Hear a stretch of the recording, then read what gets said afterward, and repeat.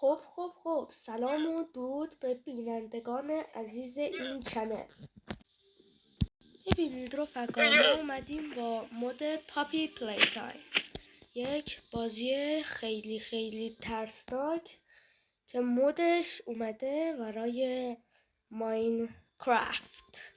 خب رفقا ببینید، من اینجا چند تا بیلد کردم که هر کدوم از این بیلدا یک چیزی که مربوط به این مود گذاشتم.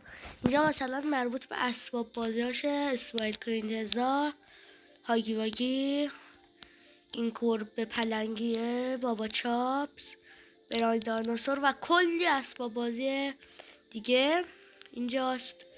و رفقا یه چیز خیلی جالبی هم که درباره این عروسکاش هست.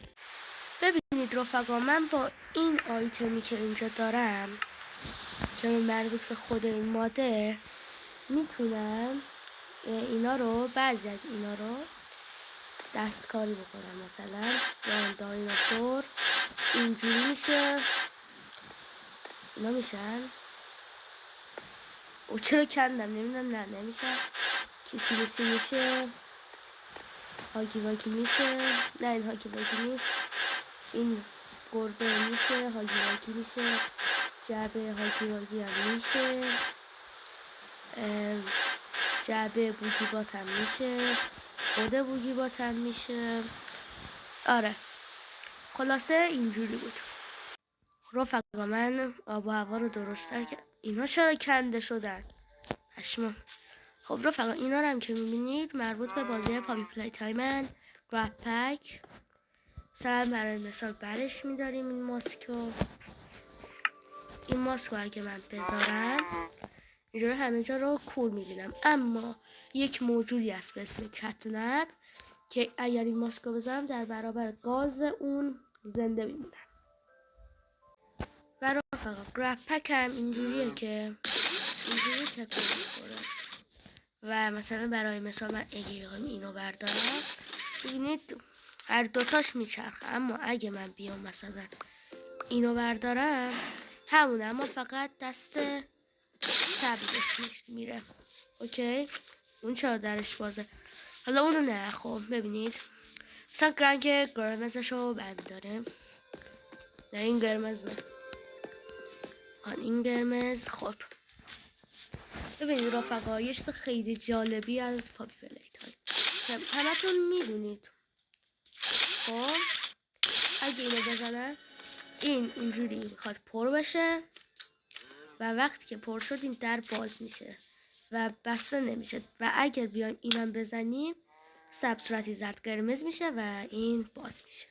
این یه قفل رمزدار رنگیه. اوکی خب اینا رو بذاریم اینجا.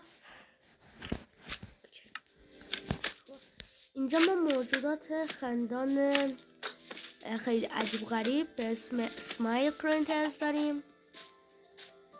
اسمش هم اگه اشتباه گفتم ببخشید، هم نایتمر کرینتزن. میبینیم تو قفس گذاشتمشون رفقا، اینا حمله میکنن. البته من کریتیوم. اوکی میرسیم به پوستراش. اینا پوستراشن و خیلی پوسترهای جالبی هن. اوکی میرسیم به ماب ها رو برمیداریم فعلا اینا رو. خب این هاگی واگی زخمیه. اوکی این دکتر سایره، این پاپیه و اینم دکتر سایر زنده. خب رفقا این یکی ها این داگیده. اوکی اگه با این بزنیمش نه، اوکی نه، ولی یه جور آهان باید بکشیمش. آهان اگه اینو بکشیم اینجوری میشه. اینم هاگی واگی دست دراز تو چپتر 1. اینم هاگی واگی عادی. اینم لویجی که واسه ماریا بود، پی جی پاگی پلاز. خب برعکس ببینید این همون دکتر سویره، ولی یه مدلیشه که اگه یه ذره صبر کنیم ممکنه زنده بشه. این هم همون اسمایل کرینتزایی که اونجا زندانی کرده بودن. الانم بکشیمشون. اوکی. مامی لانگلگز چپتر دوم. کسی میسی باکسی بو، آقای پلیر و هاگی واگی توهمی. بکشیم. کسی میشه نمیشه مطمئن نیست. کاشتیم اوه رفقا اینم فاز دوم داشت. خب ببینید برعکس این کیسیمیسی خراب شده بعد گفتم، ولی خب اینم هاگی کوچولو. این پیانوسورس.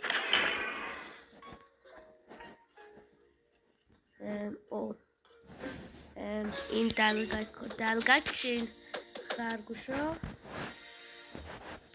نایتمر کریترز. کتنب که اگه بمیره فاز دوم که فاز توهمیه داره. و آخرین موجود ریار نبی. فقط دویی هم فراموش کرده بودم. دویی کشیمش اینجوری میشه. خب ببینید برای این بخش مورد علاقه خودم میتونید به اینا تبدیل بشید.